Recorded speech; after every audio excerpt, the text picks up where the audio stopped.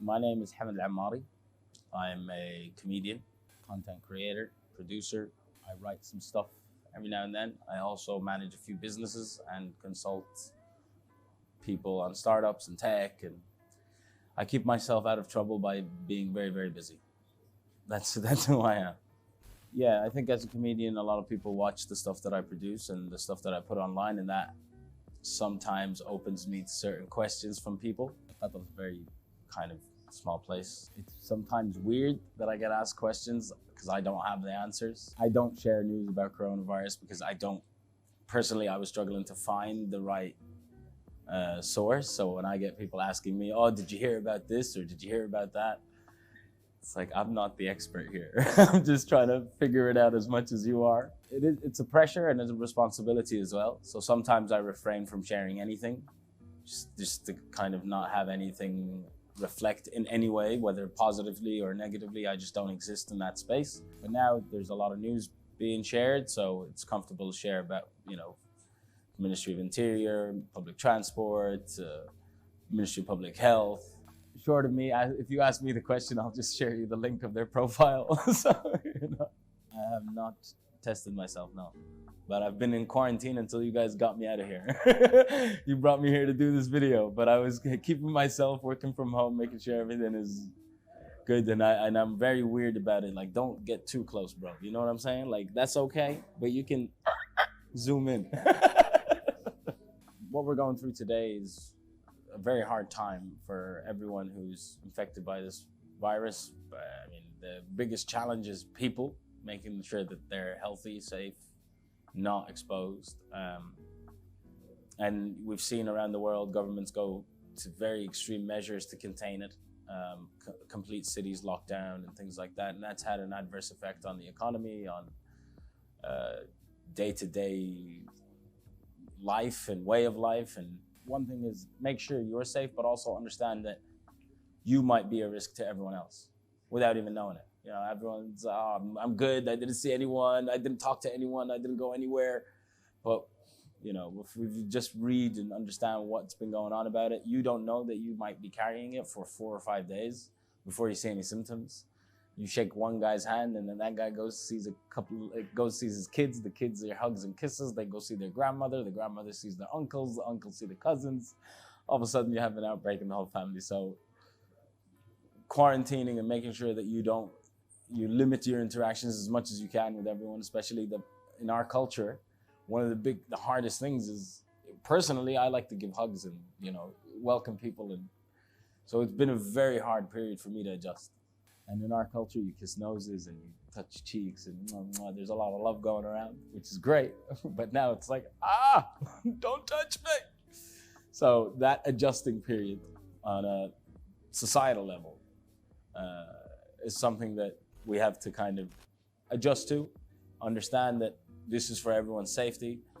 Don't be a funny guy. Don't be a haha, it's okay, give me a hug. No, dude, like, we'll hug it out in 3 weeks when we know more about this. So in my business life, there's different sectors that we work in. So one is training. When we do training, it's group training. It's 10 people, 20 people, 30 people, 40 people in a room. We can't do that anymore. But that's an opportunity for us to change the way we provide our service. My day-to-day life before this was constantly on the go, whether I'm going to a meeting or come from a meeting or in my office or going to another meeting, I was constantly connected. So working for the last 2-3 years at least doesn't always mean that I have to be at my desk typing on a laptop or a desktop.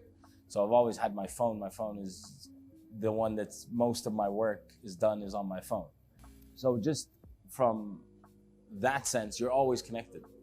But now it's just settling into the atmosphere of not being around other people or not being in the same environment that you had, whether your environment at home is different from your office or the people that are surrounding you in your office are different, but you're still connected. You still have the ability to communicate and you still have the internet. You have so many different tools.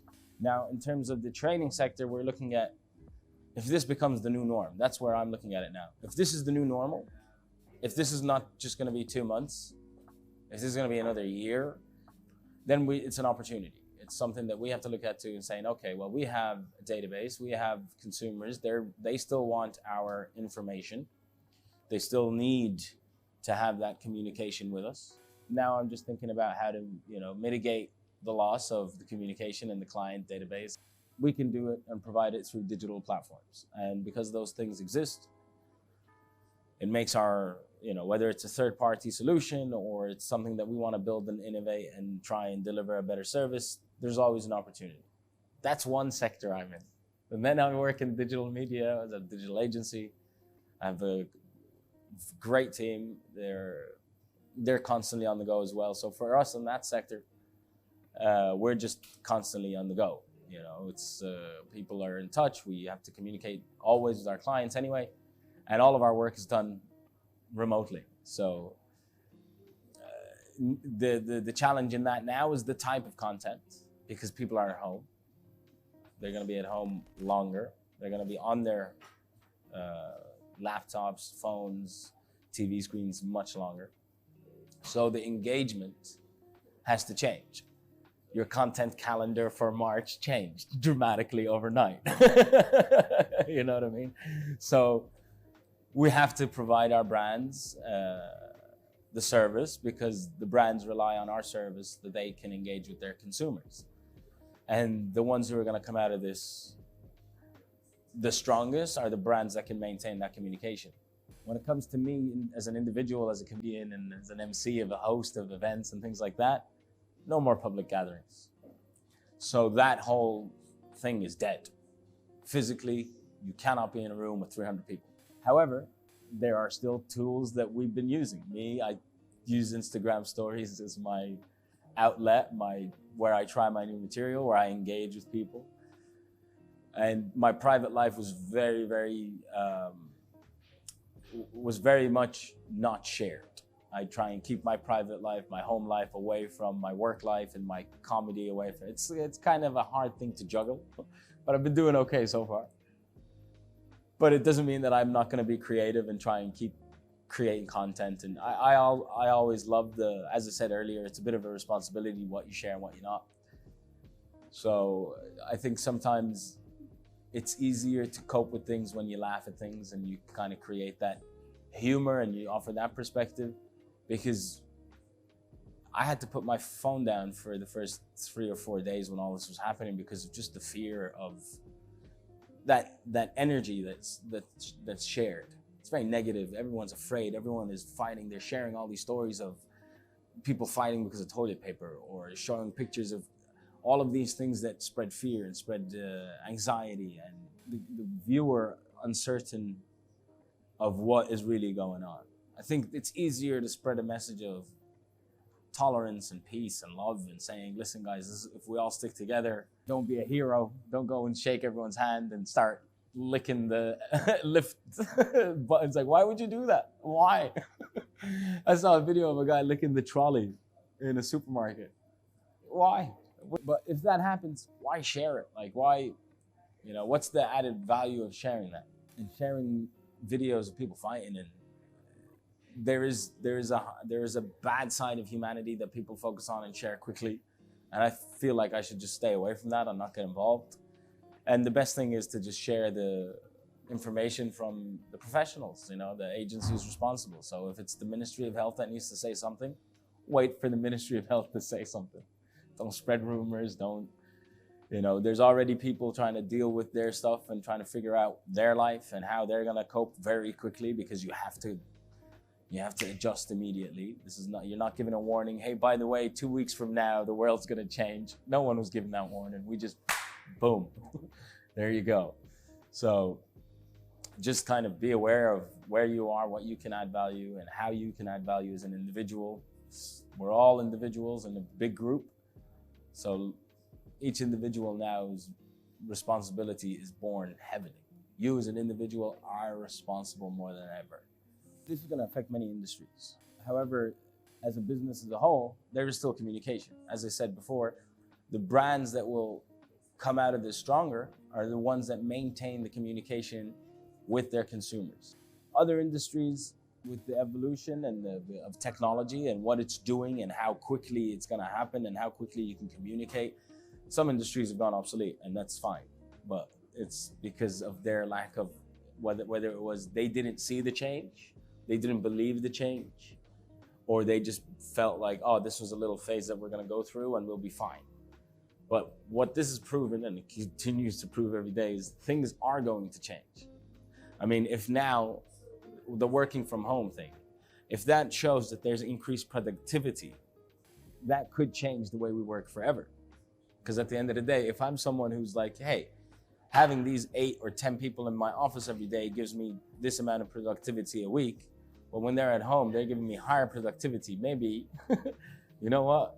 Maybe I'll keep them at home because they get more done. And then I'm better at, as managing my team and delivering my services. Maybe the environment that we had is not the best, right?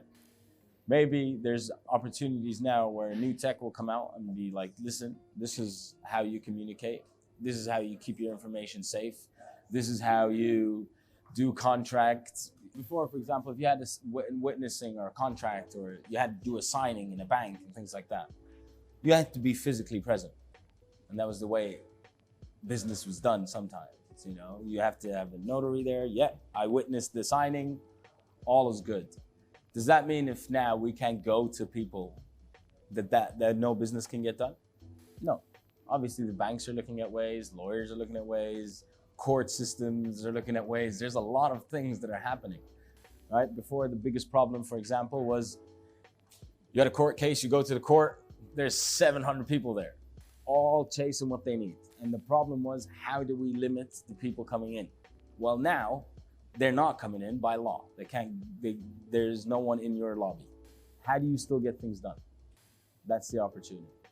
That's how you adjust and know that if there are things that might be positive that we can take from this, the stay at home and not interaction. What happens when there's no one there? You still need work to happen. So there is room for change. We just kind of stay aware in the period that we're going through now and take the learnings from it, get better, and keep on going. Don't be a hero. Don't act on things that you don't know for real. If you need to get information, don't go with the masses sharing that information. Go to the source. And if there's good stories, share them. And keeping a positive mindset always is better than being a worry wart all the time. Worrying. That doesn't help anything. Stay positive and just whatever it is you need to get done, figure out how to get it done and get it done.